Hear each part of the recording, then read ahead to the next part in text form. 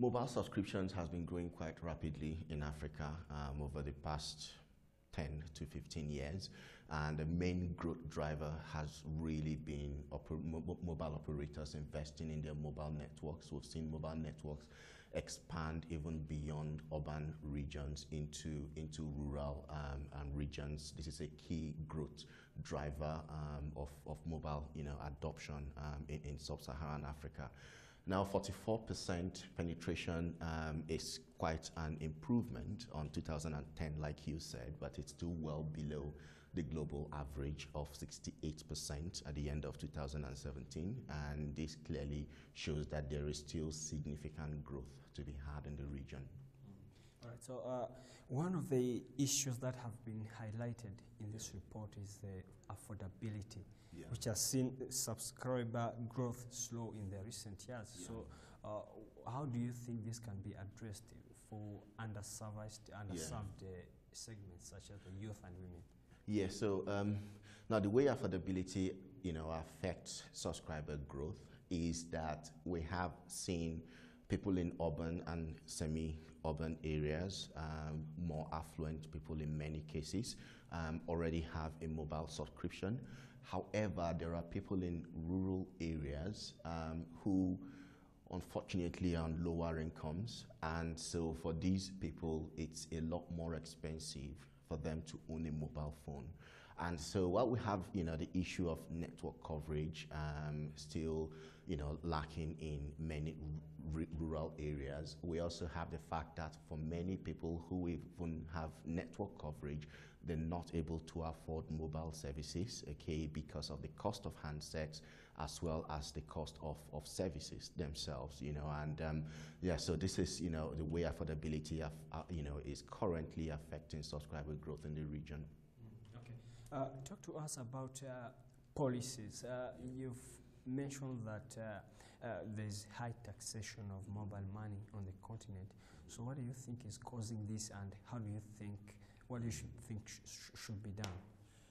Well, if we look at the macroeconomic situation in most countries in the region, we will see that telecoms is probably the fastest growing sector, okay, growing faster than agriculture in many cases, and manufacturing and some other industries are not that developed in the region.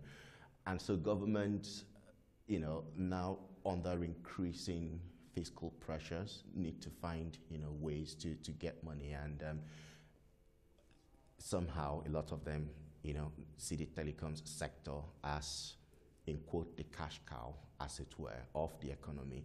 And that is why we're seeing a lot of them begin to put taxes on various mobile services. You talked about mobile money, but beyond mobile money, we're seeing taxes go up on handsets. We're seeing taxes go up on incoming international calls. We're seeing taxes go up on even basic voice services across the region.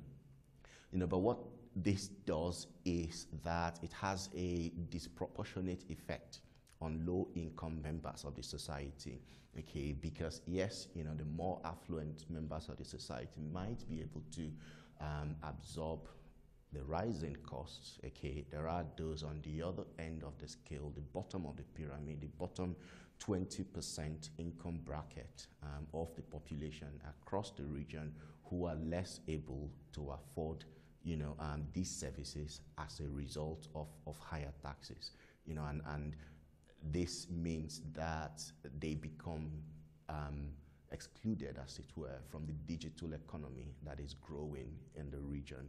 And this is why the GSMA and the mobile industry at large is encouraging government, okay, to look at the impact taxes are having, especially on the vulnerable and marginalized people in the society. So we're talking about women, we're talking about low-income people, we're talking about the youth as well, okay?